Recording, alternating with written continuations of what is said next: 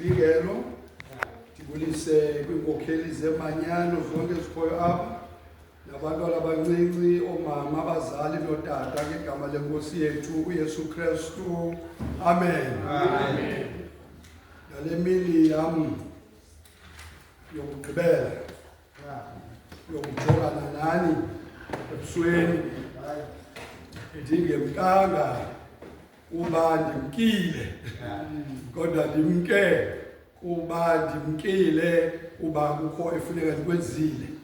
Loo nto ayithetha uba nahlukene nani. Mhlanje kuyalikeke isithume ngokuba masikhumbule uYesu Kristu njengombingeleli omkhulu. Bingake xa sikhumbula uYesu Kristu njengombingeleli omkhulu, singake sikhangele kule ndawo xa sikhupha umthendeleko yonke le mihla kukwindawo pha ethi ungumbingeleli ongaphumliyo, umsebenzi wokucamagushela abalandeli bakhe. Ungumbingeleli omkhulu. Utheleke ngombingeleli omkhulu ke namhlanje. The high priest. Emazulwini not here. Ungumbingeleli omkhulu osemazulwini. Phaya ekhuleni kwethu kwakukho xa umntana egqitya uzalwa kuthiwa lo mntana makabingelelwe. Kwakuziwa ke nenkabi yebhokhwe kuthiwa lo mntana uzakaziswa kumathile. Lo mntu uzakwenza lo msebenzi kuba ke kungekho cawe kudala leta. Abantu kodwa babenabo ababingeleli. Ithe loo nto ke yadlula ke ukuba kwelikhaya kubingelelwe lo mntana kubekho utata welikhaya wenza le nto, kodwa kubekho abantu abanobizo ababekwa bucala okokuba aba bantu ze bahlale babangabantu ababingelelayo behlanganisa abangasekhoyo nabakhoyo. Abantu banikwa igama bathiwa ngamagqirha, abanye bathi aba bantu zimboni kuba aba bantu babebekole bucala besenziwa okokuba ze bangadibani nezinye izinto ngoba umsebenzi wabo kokokuba bona babengabantu abadibanisa amanyange nabantu abaphilayo. Babingelele ke abo bantu bekumsebenzi apho kuthiwa kwelikhaya kuzokwazi umsebenzi mhlawumbi kungeniswa abantu belikhaya abadala, okanye kuthiwa kukhatshwa utata welikhaya, okanye kubuyiswa utata welikhaya, kodwa kwabakho igama ababizwa ngalo abanye kwathiwa zintlalo. Aba bantu yayingababingeleli. Kuthe kuthiwa umsebenzi wakhe lo mntu xa ezawenza kuthiwa makazile abanexesha lokuba zibeke ecaleni, angadibani namntu ahlale elindele lo msebenzi welikhaya ngoku umsebenzi wakhe ukubingelela. Xa ezawubingelela funeka ahlale nje ungcwele, uhlale nje udibana namanyange, uyathonga, uxelelwa izinto azazenza. Ngumbingelelo omkhulu ongaphumliyo emsebenzini wakhe. Ndifuna uqala kule siyaziyo, le yababingeleli esicinga thina abanaxabiso. Aba babingeleli sicinga thina abanamsebenzi. Uyazi ndake ndagula sobawo pha eqonto, ndathi xa ndigula ndavuka ngathi ndifa ongakubheka ezantsi, kwathi ukhona ubawo ongubhayi wakwaGwelana apha ezilalini. Xa ndifika eXhego, ixhego elishwabeneyo elinxiba impahla engacacanga engenamsebenzi, lihleli phaya. Kwathiwa nakumkhumbeli wakowenu sikuzisa kuye, kwathiwa kweliXhego khawuthethele lo mfana izahlukane nale ngxaki akuyo. Wamaphala tata wathi makasondeze emaxhantini. Tata njengonamsebenzi ozitshayela inqawe yakhe wama wathetha lo tata, kodwa ndathi emva kwemizuzu ethile ndeva uba ikho nto eshukuma yapha kuyo.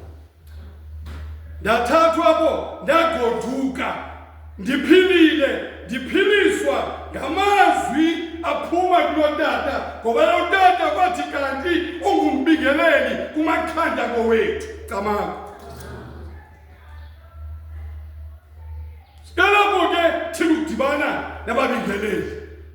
Njengoba kusekukho nazo zinxiba ikhola, ezinxiba ne-chasuble, zinxiba ne-alpu, bakho babekho phambi kwethu.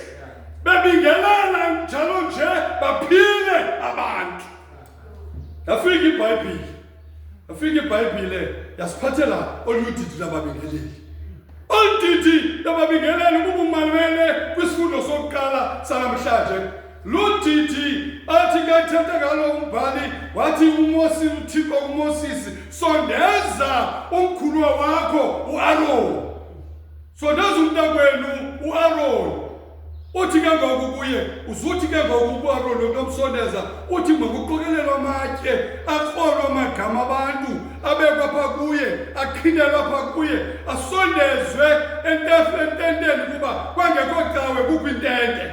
Wathi ngexesha sondezwayo kanti uzommiselwa nguThixo okokuba abe ngumbingeleli omkhulu. Wathi sondeza nabanyonyana baba wababiza amagama abo basondezwe babantu. Umntu wokuqala wamiselwa kuloo nto yaba nguye uAaron. So that aba balapha ezantsi ibe ngabapristi juniors ongaka ke aba noqantolo bonke nobhotya bonke bekho lo mbingelelo umfazwe umbingelelo omkhulu.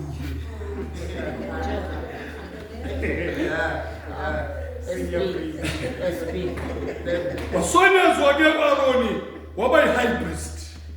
But une-responsibilities awayezibikiwe kuThixo. Enye yezi-responsibilities kukusondeza amadini atshiswayo. Asondeza intungu neembandezelo zabantu.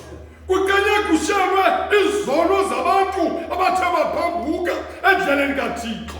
Basondezwe aba bantu ongene kwingcwele yengcwele eyenziwe ngezandla zomntu, angene ephethe igazi lekhwane ezokunikela iminikelo kuba yayingumbingeleli ongadinwayo kumsebenzi wakhe wokuqabakushela abantu bakaThixo. Ngenze loo nto, ngenise loo madini, asondeza loo madini, asondeza loo madini.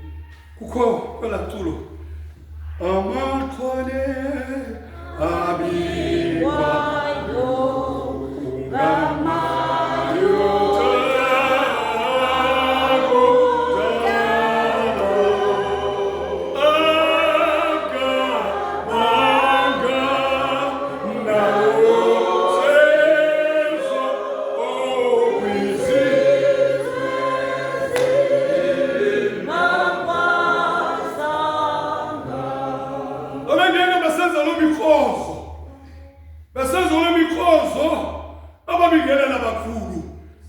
nomsebenzi beqaliswe nguAaron ukwenza lo msebenzi okokuba bathuthuzele imeko abantu babekuzo.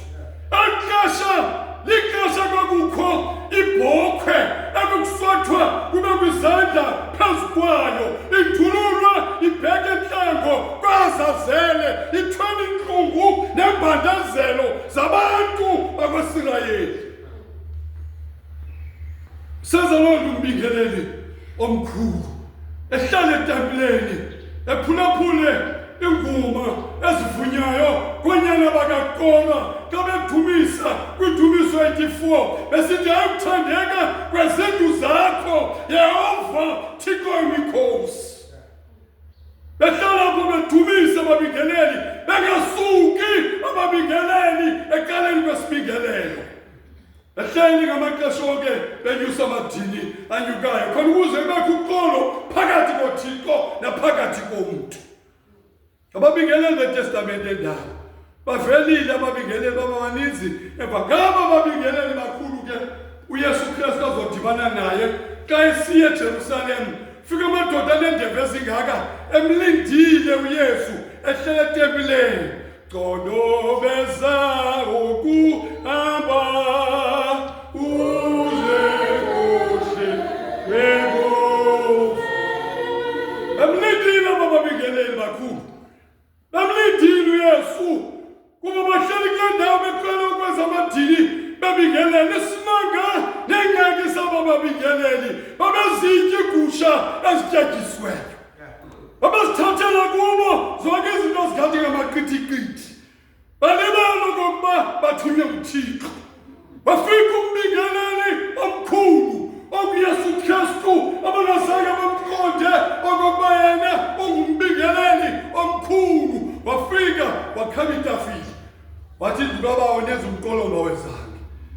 phakathi kwabo bengamqondanga ukuba kufika umbingeleli omkhulu wangena lo mbingeleli kodwa wayesesemhlabeni lambingeleli omkhulu. Kodwa ngoku lo mbingeleli omkhulu sothetha ngaye thina asithethi ngabo bengeleli bona babethatha iqhwane baze nalo phambi kwabantu. Sithetha ngomntu yena owaba liqhwane ubuqu bakhe. He gave himself as a living sacrifice. Wathi ndiqhobawo thuma mna. Ndiyakuyala ndiyokwenzela lo msebenzi ndithume wena. Wahamba uYesu Kristu waba lidini elaneleyo. Athi ukufika bathi waba lidini elaneleyo kunganikelwa kulindeleke uba makubekho idini eliyibhokhwe kodwa yena waba liqhwane ngokwakhe. Amaqhwane besicula ngawo apha yena amaJuda akazange aqonde waba liqhwane uYesu wangumbingeleli omkhulu wokwenza lento yomsebenzi wokucama kushela thina uThixo angadinwa ukwenza lo msebenzi.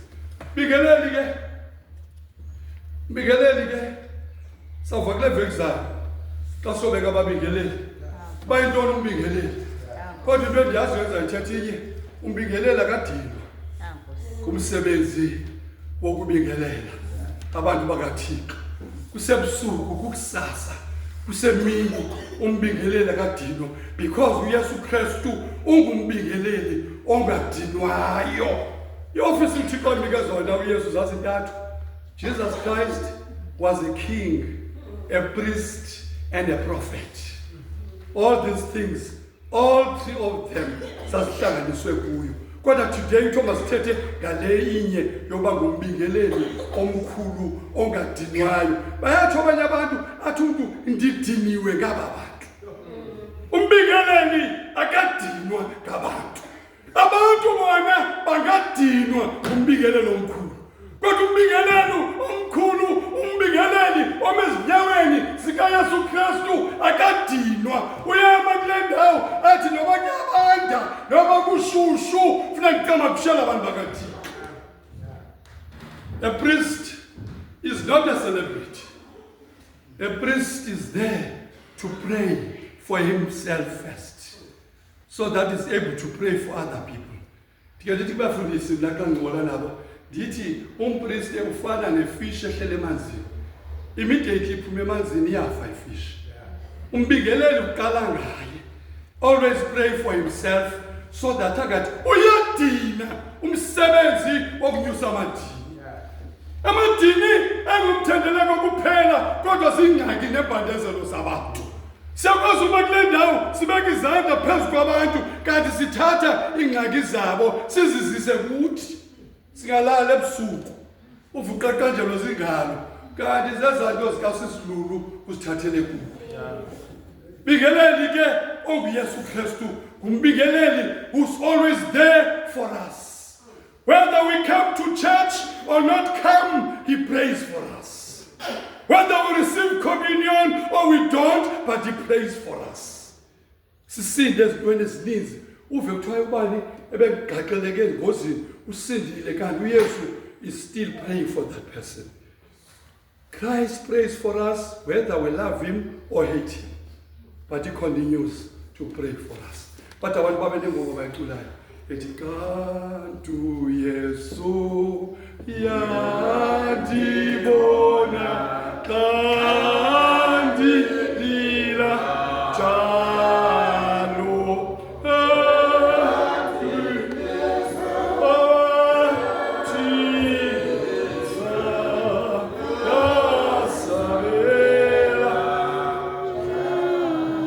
today sizokhumbula lo mpristi ungadinwayo.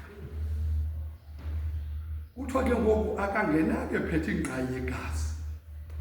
What's different with him is that kukho le ndawo abapristi babengena kuyo bodwa bazivalele bezomthendeleko. But when Christ came on earth, when he died for our sins, akazuka ikhuselo lethu. Sonke sabizwa ngokuba sikababingeleli. Kodwa ngoku asingaba babingeleli babeseparate abantu ngesibingelo nangomkhuselo.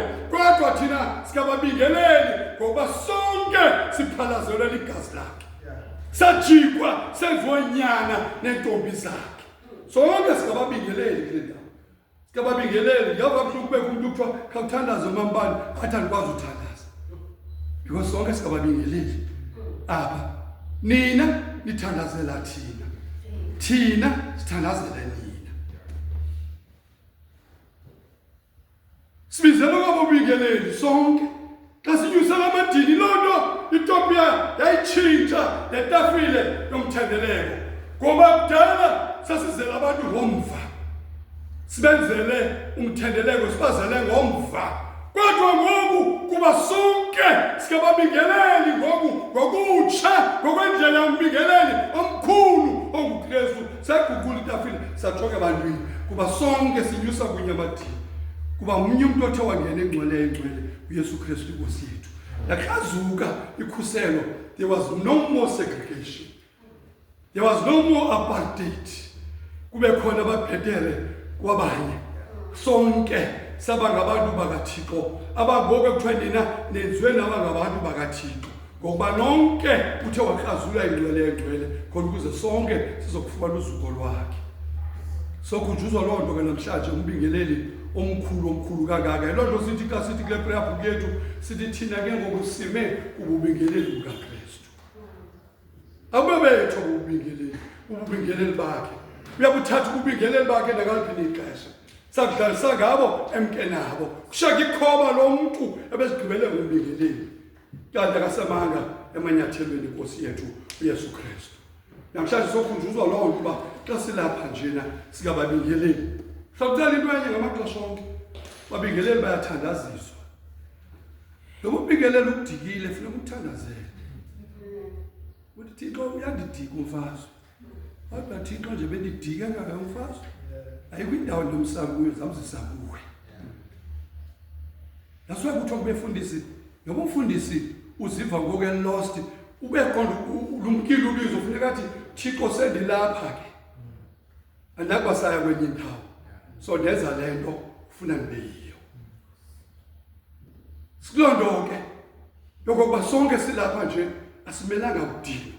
Yazi into abantu kuYesu Kristu abengumbingeleli omkhulu ongadinwayo. It's because the devil is always roaming about looking for whom to devour. Konyame gumayo Sathana fakasali angadinwayo. Thina singamaKristu sinexesha lokudlala sidlalise ngezinto ezingenamsebenzi, and those things become a gain to the devil. Qhwabe izandla uSathana athi well done. Balibele imfitshi balibele kokuba mna nemikhosi yami siyaqinisa phandle apha. Sathana uyaqinisa phandle apha. Uyaqinisa uSathana phandle apha. Siyaliphuncula ihlabathi. Ngoba ihlabathi abantu bakaSathana abadinwa. Bafana neadvert zotywala. Today isavane entsha enetonic. Ngomso isavane neorange. Ayidinwa iadverts zasidinwa aziphelelwa because the devil funeka ihleli nje isibambile. Isigcine. Vela kokunamapolisa ngapha enasikeni. eKleinvlei angene ngemipu eKleinvlei amanazi otsotsi badubula kwanto phakathi eKleinvlei badubula apha eKapa badubula because the devil is not getting tired. That's why Jesus Christ does not get tired. He knows that the enemy does not give up. The enemy never gives up. The devil grows within you. And the devil will continue to use you. But if you continue to pray, akanamatu Satan. But abantu Satan bishop ambetha ngevesi, uyazi Zazi Corinthians 1st and 2nd is already Revelation. Usatana wathi kuYesu wamkotela wathi azithi nisibhalo. The devil was an angel. He knows all the tactics of heaven. That's why, therefore, then, we must always be praying ceaselessly. Siyadinga ukuthandaza. From umuntu athi mina ndidiniwe ngubani. Ndidikiwe kubheke emthandazweni. Uyabona ke ezi signs zongena kaSathane. I'm not andizoyapho mina. Hayi mina lecala biza gqitha imali. hayi le cawe ihamba kakhulu. Zonke zazinto, when you start complaining, oh God, the devil is clapping hands and saying, he or she is becoming my disciple. So yes, he does not stop praying. He does not stop praying. Any weapon of sustaining fundisi forever is prayer. Today you can be a priest, and tomorrow be ubhekhe. Oshunyuka phika ngwendlela. Uthiwa umfuzi ufazwe lo baba. Kanti uphose into enye, life of prayer. I said, to be a priest is not to be called to be a celebrity. It's not to be called to be a nice person. But today it's out of, you know, he's such a charming guy. He's such a... No. A priest, there's one thing here, it is this altar. And the knees to pray all the time. To accept that some will love me and some will hate me. Some will despise you and some will be welcoming to you. Bobo priest obo. uYesu weza ngePalm Sunday ukhwatya izandla kungena eJerusalem. Bathe emnqamlezweni aba wayebaphilisile bathe ngumncane. We don't have time for you. It is the calling to be a priest. Now this one ungaphezu kwethu because he is a high priest. Xa nihamba ke bakhusha. Hlukana nana. Sinqwenela kwizinto ebendisenze kunye nani. Sityale phezu kwazo. Lo mfundisi ozayo apha uzawutyala phezu kwento ebendisenzile. Nam ndityale phezu kwezinto besenziwa kujikile. Nomntu olandela emva komnye sonke uthi uPostoli Pawulos umnye umcecesheli nomvuni inkosi yethu Yesu Kristu. Senazi ke into yoba eyona nto sibizelwe yona apha is to be the altar and pray together with you and give the holy sacraments to you and care for